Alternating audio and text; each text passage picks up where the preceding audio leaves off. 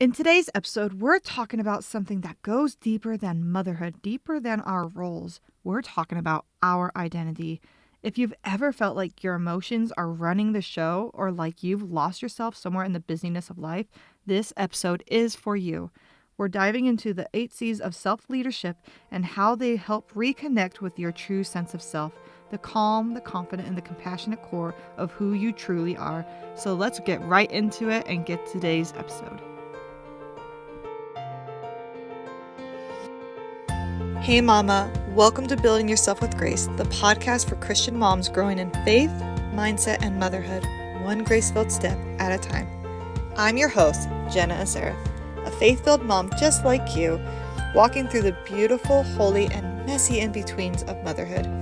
I know what it feels like to feel overwhelmed, weighed down by mom guilt, and stretched thin trying to do it all. As I go through life, I've learned this.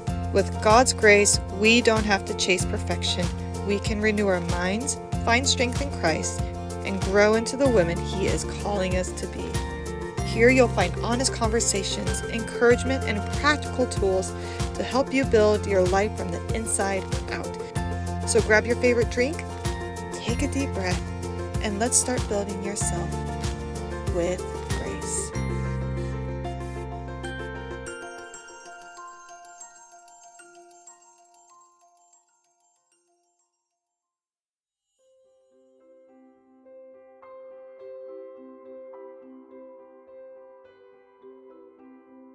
Before we keep going, I want to speak to the moms who are feeling like it's a heavy season right now.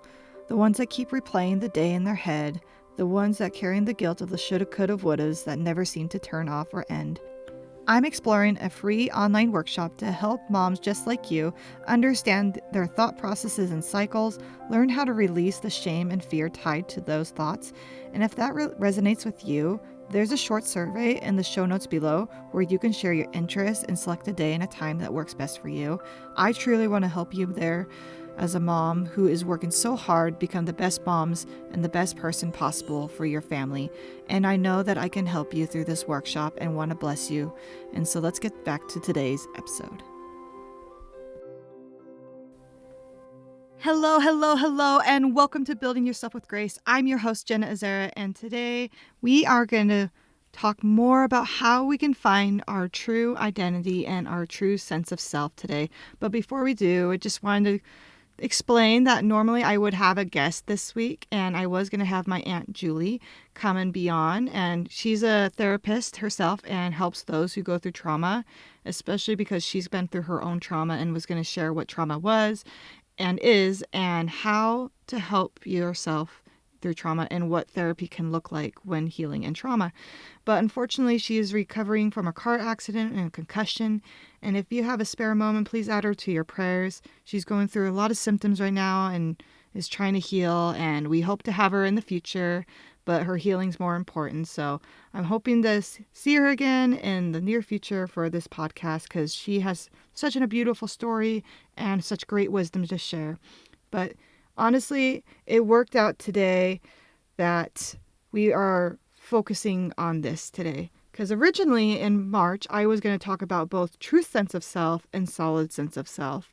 But I realized the more I thought about it, I'm like, holy smokes, that's way too much information in one episode. So I thought it worked out that I'm going to first cover about what a true sense of self is, which I'm going to explain today. And then in March, I'm going to go into solid sense of self.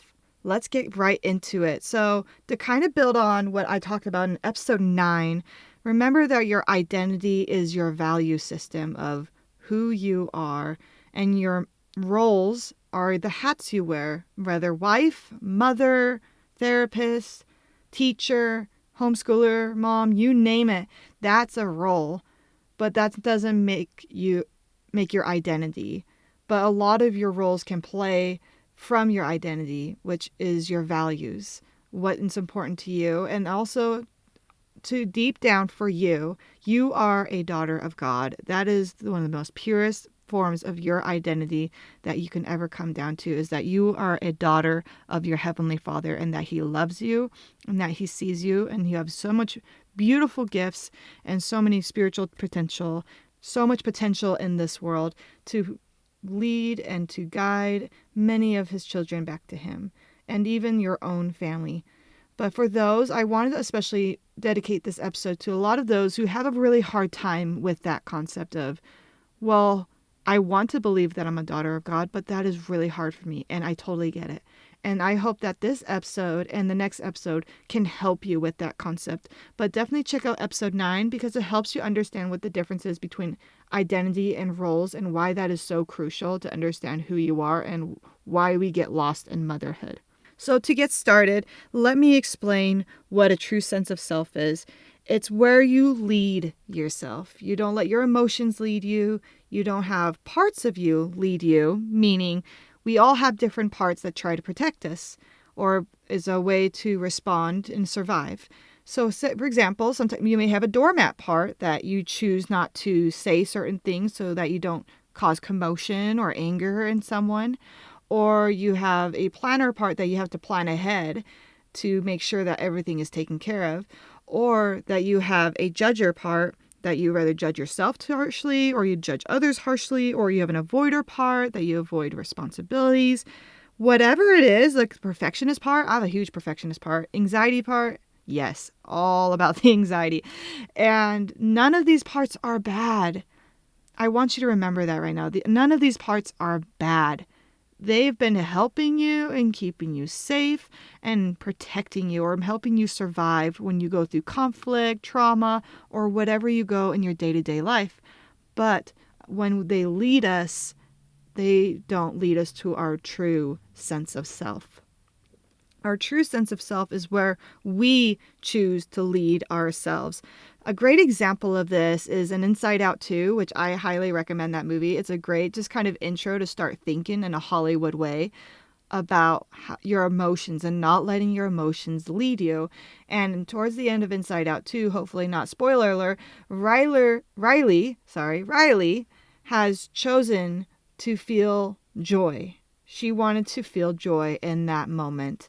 And that's what a true sense of self is that you don't let your parts or your emotions lead you. You don't let anxiety lead you. You don't let depression lead you. You don't let your perfectionist lead you. Your blamer, your avoider, your doormat part, your fixer-upper parter. You don't let any of them lead you, but you lead them. You lead you. And you may ask yourself, well, what does that look like and how do I do that? That's what we're going to talk about today. And it's called the 8 C's of self-leadership. The 8 C's help us recognize how much of our self is available for us in the moment.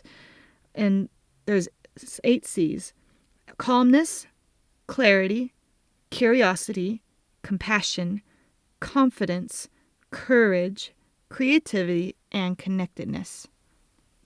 I was introduced to this about a year ago with my husband, and we have an amazing counselor who has introduced us to this topic.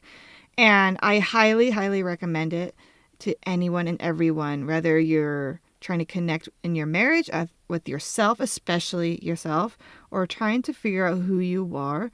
This is a great start to help you find your eventually solid sense of self, which I will talk about in the next episode in March. But today, to help you get started on finding your solid sense of self, you have to understand and recognize who your true sense of self is. So before you understand that, let's start thinking about all the parts that lead you. So do an exercise. So think of all the things that constantly, and maybe it's just kind of something you have to meditate on and think about, especially if this is a very new topic for you. But think about who leads you the most. Do you have a perfectionist part? Do you have a blamer part? Do you have an anxious part? Do you have a fear part? Do you have a doormat part? Do you have fixer part? A judger part? You can even use AI to help you with this idea, is that there's a lot of parts that may lead me. Can you help me list parts that may lead me so that I can start thinking of those? And if you can only come up with 5, perfect. That's all you need to just get started. And honestly, along the way, as you go in this journey to learn to lead yourself, you may find parts that you're like, oh, I realized I had a pleaser part, that I wanted to people please someone instead of take care of myself. And so I want you to start kind of meditating on that and being mindful of parts that may be leading you instead of you leading them. And also remember, again, none of these parts are bad. They're actually beautiful, and I want you to thank them. Anytime my anxious part comes in, I want to say, hey, thank you so much for helping me at this moment, but right now I got this. I just need you to trust me. I know that sounds weird, talking to yourself that way, but it's amazing how when you talk to yourself, you kind of recognize, and it helps your subconscious start thinking like, oh, yes, let's not have that part lead. So always think that part, your people pleaser part, your perfectionist part, your avoider part, your lazy part, your doormat part, your scared, your fear part, whatever it is that you are feeling or recognizing, think that part first and then say, but I'm going to lead. Thank you. So just to kind of give you an opener and help you understand why this is important. Now, these 8 C's is very, very awesome. This is a great way to kind of start figuring out who you are and how to truly find your true identity. Sometimes we don't know what our values are, and this is a great place to get your values started or to start recognizing what you value. And the 8 C's will always center you and always will lead you to your true self. So I'm going to go through each of them simply and individually so that you can start thinking about ways that you can use these. And I will also provide the link in the show notes for this document. It's called the 8 C's of Leadership Wheel. And this can help you have all the definitions in one place where you can put it in a place where you can see it every day. I put it in front of me in my office. And I also have it in my habit tracker every day. So I'm constantly thinking about these 8 C's of how I'm leading myself throughout every day, because it's something you have to constantly think about. We're so conditioned to let parts or emotions lead us that we don't realize how much they lead us until we're more aware. And so that's what I would recommend, and I'll have that in the show notes. But I'm going to go through each of the definitions, simple ways to help you recognize how you can lead yourself with these qualities, and then have fun with this. Honestly, have so much fun. So let's get started. So calmness. Calmness means the serenity regardless of the circumstances. It's the ability to react to triggers in your environment in less automatic and extreme ways. So think about any time something that may trigger you or upset you. Sometimes we respond with a lot of emotions all at once. But calmness helps you recognize that you can be calm regardless of the circumstance. That it helps you take a moment to think clearly, to not respond in anger and regret what you say later. You can even say, if you're in the heat of the moment of an argument with someone, be like, hey, I don't feel like having this conversation right now because I don't feel calm. Let's reconvene when I feel more calm. So it helps you kind of start thinking about, how can I be calm in this situation, or how can I respond with calmness? It's the ability to react to the triggers in your environment in less automatic and extreme ways. So instead of letting anger, frustration, which again, it's not wrong to feel those emotions. Validate those emotions. Say, oh, I'm feeling angry, but the idea is that you're not lashing out or saying angry words or something that you're going to regret or something hurtful or harmful to the other person, even to yourself. It's helping you lead with calmness. So start thinking of ways, and even you can use, as I go through each of these qualities, you can even use ChatGPT and upload this document, and you can have like, okay, here's the scenario I am. How can I be calm in this scenario, or whatever attribute I'm going to say next? And ChatGPT is a great way to kind of have your own mini therapist at the moment to help you with this as you seek out ideas of how to be calm or how to practice calmness. And again, give yourself grace. It's a work in progress. I'm been a work in progress for a whole year on this, but now that I've been practicing this for a while, I can't withhold this information anymore because it's just so good. So, calmness. Now, clarity. The ability to perceive situations accurately without distortion from extreme beliefs and emotions. It is the ability to maintain objectivity about a situation in which one has a vested interest. the ability to recognize one's own bias or preconception and then seek a deeper understanding. This one I think is so important because I feel like, especially in our social media world, a very political world, and a very divisive world, it is so easy to lash out in anger or frustration or confusion or even passion that you are wrong, But clarity helps you take a step back. Doesn't mean you have to agree with them in any sense. That is not what I'm saying. But it helps you to perceive a situation accurately without the distortion of your extreme beliefs and emotions, and to help you have invested interest in that person's thoughts and feelings, and to recognize your own bias and preconceptions and then seek a deeper understanding. So seeking clarity. So like, for example, if you're arguing with your spouse about something and something's not making sense of like what he's saying or why he's angry, take a moment and be like, can you clarify why you're angry at this? Because I'm confused. So you're kind of disarming him by saying, hey, I don't understand why you're angry, but I want to understand. Can you clarify for me so I can understand?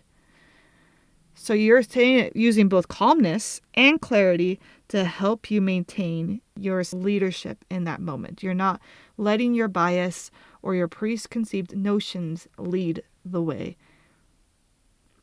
which is where the next attribute really comes in beautifully, which is called curiosity. Curiosity is a strong desire to know or learn something new about a topic, situation, or person in a non-judgmental way, to have a sense of wonder about the world and how things work.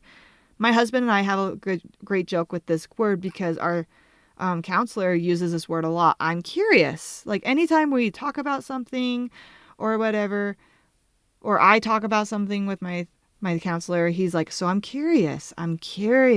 Really? I'm curious. And so my husband and I, we have a little joke of, I'm curious. Oh, I'm curious. So I love this word because it really works to get, honestly, calmness, clarity, and curiosity really work together.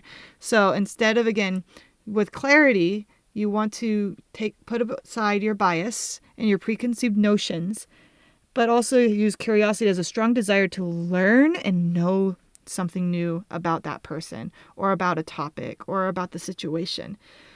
When we take a step back and not quickly assume something, it helps us lead the situation, even probably disarm or lower the stress and the anger of the situation. Especially in marriage, this has been such a beautiful word that has honestly probably saved so many conversations, and even can use it as a joke if you want. I'm curious, can you expound why that's important to you? Or I'm curious, where in your journey have you seek that knowledge or gotten to this place? Something I always start thinking about too when it comes to clarity and curiosity about someone, especially about their beliefs, is that I always have to remember that if I were born in their circumstance, raised in their circumstance, and surrounded by their circumstance, I'd probably be thinking and living the same way they are. So let's be careful not judging them and using a non-judgmental way to understand them, because there's probably things in their life that we don't understand, or thought processes or trauma or anything that makes sense to them that may not make sense to us. But if they clarify that with us and we get curious with them, it's amazing the strength relationship we can have with that with your spouse or that person that may be difficult, or even the situation you're in. And this can help in work environments. This can help with children, especially with children when you parent, and especially in marriages. So hopefully those three can help you get started. So we've talked about calmness, clarity, curiosity, and the fourth one goes really beautifully too, is compassion. Compassion is to be open-heartedly present and appreciative of others and oneself without feeling the urge to fix, change, distance, or judge. It's an intuitive understanding that the burdens or suffering of others affects you because of your connectedness to them. Compassion is a beautiful one. So now let's say that you're in a situation where you're trying to be calm, seek clarity, and be curious with your spouse, for example. Let's just use your spouse as an example throughout this moment. Then have compassion from what he is feeling, what your spouse is feeling. Have compassion that, oh, I didn't realize that you've been feeling that way. Or I am so sorry that I came out like that. That was the last thing I wanted you to know, to feel, or think that I was portraying to you. It also is a very hard one for me because I think for me, it's so easy to want to fix things, fix people, do this, do that, just do that. Why is it so hard? It's so easy to want to be in the fixing stage or to even judge someone in the choices that they are making. But compassion takes away that urge to fix, change, and distance or judge someone. But instead, understand them and be present with them. Not to be distracted by your thoughts, not to roll your eyes, not to, okay, I'm listening, but I'm not listening. No, you're being present with them. You're hearing everything they're saying or feeling everything you're saying. You're having compassion with them at that moment. You're appreciating them. And you're even appreciating yourself without feeling the urge to even fix you, change you, maybe distance yourself or judge yourself. But it's also to help you to understand that the burdens or suffering of others will affect you because of your connectedness with them. And that can be sometimes really hard to accept, is that we may be in a position where it can be really hard to feel or experience other people's emotions. But that's what's so beautiful, and Christ is a beautiful example of compassion, that he was willing to feel with the people that he healed and blessed, and let it affect him. And I think a great example of this is Mary and Martha running to him once Lazarus has died, and he just wept with them. He had compassion upon them. And anyone who's read the Book of Mormon, he does the same thing with the people in America, where he was about to leave them and he saw that their eyes were watering, and also that they felt sad that he would leave them. And even says in the scriptures that he had compassion upon them. And so he was willing to feel the emotions with them. And that's what empathy is. Empathy and compassion work very one-on-one hand with each other. And so having compassion as you lead with calmness, clarity, and curiosity in getting to know someone, especially maybe your spouse or your children or someone you love dearly, or even understanding a circumstance or a situation, and then having compassion for what you have heard or understood or found out. And next is confidence. This one, I think, is something that is always I'm kind of actually working on the most, having confidence in myself. And to have confidence is to maintain the ability to stay fully present in a situation and effectively handle or repair anything that happens. It's to have internalized the growth that comes from healing previous traumas and failures, and to understand that life and learning includes making mistakes. I think sometimes as moms, we fear making mistakes or feel like we cannot make mistakes. I want to tell you right now that failure is one of the most beautiful things you can do. That's how you learn and grow and become a better you, a better mom, and a better wife, and a better person, honestly, is by making mistakes and allowing yourself to have that confidence to stay fully present in your situation and effectively handle or repair anything that you have to face, and understand that life and learning includes making mistakes. I love John C. Maxwell always talks about failing forward. I love that line so much, failing forward. Having that confidence, yeah, I made a mistake, but I'm going to move forward, and that is okay. I just love that idea, and that's where confidence comes in, is that you have confidence that you will grow and learn, and that it's okay that you made a mistake and you recognize it. And that's where you can have compassion for yourself, actually, that you made a mistake and that you're learning and growing, and that's okay. And then sometimes we can even have compassion on our spouse. And I would say even our parents. Sometimes I think we've maybe have come from parents who have done their best with the knowledge that they had or the experience that they had to go through. And we can have compassion that even if they maybe mistreated you or parented you wrong or made a mistake, that we can have compassion and have a little clarity with them. Like, you know what? They did the best that they could with what they did, but I can grow and learn from this experience and have the confidence to become a better person because of the experiences I went through. And staying fully present in a situation can be very hard, especially when it's emotionally taxing or emotionally damaging. And having the confidence to move forward can be very scary, which leads into the next topic perfectly, called courage. Courage is the strength in the face of threat, challenge, or danger to take action toward a goal that others would find overwhelming, to take complete responsibility for one's actions and make amends to correct one's errors. It's the willingness to reflect upon and explore one's inner world. It's interesting how, calmness, clarity, curiosity, and compassion can be very outward, but also realize that it's also very inward. You have to have calmness with yourself, clarity in yourself, the curiosity to be like, oh, what's going on right now? What am I feeling? Having compassion that invalidating those feelings, having the confidence to stay fully present in your situation and to recognize, oh, I made a mistake, or this is what I'm feeling right now, and that's okay. And having the courage to face that threat or challenge or danger and to take action towards that goal that others may find overwhelming, even yourself overwhelming. And to take complete responsibility for your own actions and make amends to correct your errors, and the willingness to reflect upon them and explore one's inner world. It takes a lot of courage to recognize and maybe admit that maybe you were wrong. Maybe you did something that wasn't correct. Maybe you made a mistake. That takes a lot of courage to admit that. For me, that is something I'm constantly working on in my marriage, is to admit that, I could be wrong, or, oh, I was wrong. You're right. That's a hard one to say and to swallow sometimes, is to say, you were right, I was wrong. And also having the courage also sometimes to set boundaries. That one is a huge one, is standing up for yourself too and getting this care and this love that you need.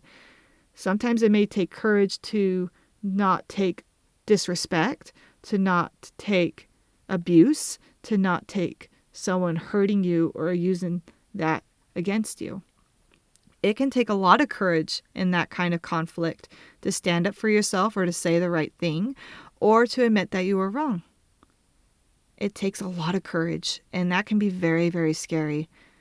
But as you continue to look in your inner world with calmness, to clarify or to have clarity with whatever it is you are feeling, to have curiosity about why you're feeling that way, and to have compassion of what you're going through and what you're feeling and that the choices that you made, and to have the confidence that you can move forward in that and the courage to make the right choices after that. Isn't that just beautiful how they honestly all work together? And then sometimes with that courage, you have to have creativity of moving forward. Creativity is the use of the imagination to produce original ideas, the ability to enter the flow state in which expression spontaneously flows out of us and we are immersed in the pleasure of the activity, the ability to create generative learning and solutions to problems alone or with others. Sometimes we have to be creative on how to find solutions or how to take care of us or to respond or handle a situation. It's to use your imagination to produce the original ideas that you have, to enter the flow state and the expression spontaneously flows out of us, or immerse ourselves in the pleasure of an activity. That's why it's so good as a mom to find creative outlets, for me, that's writing a book sometimes, or coloring, or listening to music, making music, or, playing an instrument, or being creative in having jokes, or whatever it is. Just being creative in whatever that situation is, or being creative of finding a solution. For me, I sometimes use AI to help me find creative solutions to handle a certain problem because sometimes I feel mentally stuck. So I'm like, okay, how can I use creativity to respond to this certain situation, or what I could say to this person without it not being aligned with my values or not aligning with calmness, for example. So it's really fun to be in that creative stage. Again, why it's so important to find fun hobbies that bring out that creative outlet for yourself. And then finally, connectedness.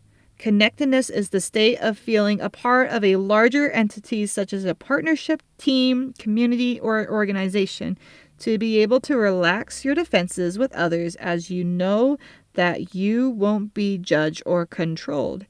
To have companionship and or a spirituality that helps one deal with reality in a way that transcends circumstances. Connectedness is so important for yourself and for those around you. Um, it's important to feel like you're a part of something larger than yourself, such as a partnership and a team and a community, or even an organization, to be able to relax our defenses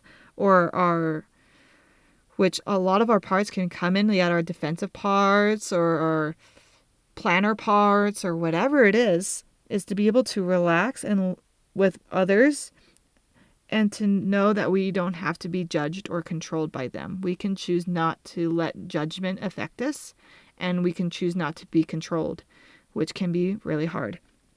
But to also have the companionship that helps us deal with those realities. For me, I've been very blessed to have amazing connections throughout my life that have helped me through all of these, and it helps me deal with the reality that I face, and that my connection with these people can transcend all circumstances. Like, it doesn't matter what I'm going through. They can help me, or they can bless me or encourage me, or find different connections to help me in different circumstances. It's so important to have connectedness with others, which is why I think it's so important to rather be part of a church, to be part of an organization, or to be part of something bigger than yourself. And finding friends is honestly one simple way to do that too, is finding connection through friends. Sometimes we focus so much on our spouses having that connection, which is good, but having them as the main connection can be really hard on the marriage or the partnership. And which is why it's so important to find good friends that you can connect with. Like, I love going to a book club that some of my friends put together. Right now we are studying women in the Old Testament, which I love. And it's been so fun to talk about this once a month, every month with each other. And so that's my way to connect with women around me and to help women around me, along with going to my church and to serve and bless the women around me. And that's a great start to help you find connection around you and to be connected and to be able to relax your defenses as well. And so I hope that gives you a good start. Let me relay them all again at once. Is calmness, clarity, curiosity, compassion, confidence, courage, creativity, and connectedness. And this is something I help in with my coaching program as well, is to help you understand your identity and to connect with your true sense of self. And this can help you eventually lead to your solid sense of self, which I will be talking about next month in March, the first week of March. So stay tuned if you want to understand solid sense of self. But first, I want to recommend writing down parts or emotions that you feel like lead you and you don't lead them. And you can have AI help you generate ideas if this is something that's difficult for you, or even make a list of parts or qualities that may be leading someone, and how you can use the 8 C's of leadership wheel, which I would recommend putting into that ChatGPT chat, and asking ways of how can I find calmness, clarity, curiosity, compassion, confidence, courage, creativity, or connectedness in the situation that I'm in, or the difficulty that I'm having. It is a great way to help you there, but I can help you personally in that as well if that is something you need one-on-one help with. Just go ahead and email me at jennaazera@buildingyourselfwithgrace@gmail.com, or you can go in the show notes and book your own free Grace Reset call, and I can help you there personally as well to get you guys started. But I hope this helped you today. Just know that you're not alone in this process and that you're doing amazing. I'm so proud of you. Again, validate all the feelings and all the parts that have been helping you for so long. Thank them every time and tell them, but now I can lead and I need you to trust me. So thank you again for being here today. Again, I'm just so grateful to help you, and I just love you all. And thank you again for your support. And if you have just 30 seconds, I would love and appreciate a 5-star review. This is how my podcast can be found by women like you who need this message, and I really want to get this message out to as many moms as possible. So if you have a moment, please share a 5-star review on Apple Podcasts. That would mean the world to me, and I really appreciate it. And if you are interested in an online workshop in the near future, I will have that in the show notes below as a little survey to see if there is an interest out there to help you with this stuff. So thank you again. Love you. Take care. And remember to build yourself with grace. Did today's episode encourage you or give you something new to think about? If it did, I'd love for you to subscribe, leave a review on Apple Podcasts, and share this with another mama who could use a little grace and encouragement today. I can't do this without you, and I'm so grateful for the chance to walk alongside you in the divine chaos that motherhood brings. I want you to remember this, Mama. God loves you. He sees you, and He is only a prayer away. God bless you, and I'll see you next time on Building Yourself with Grace.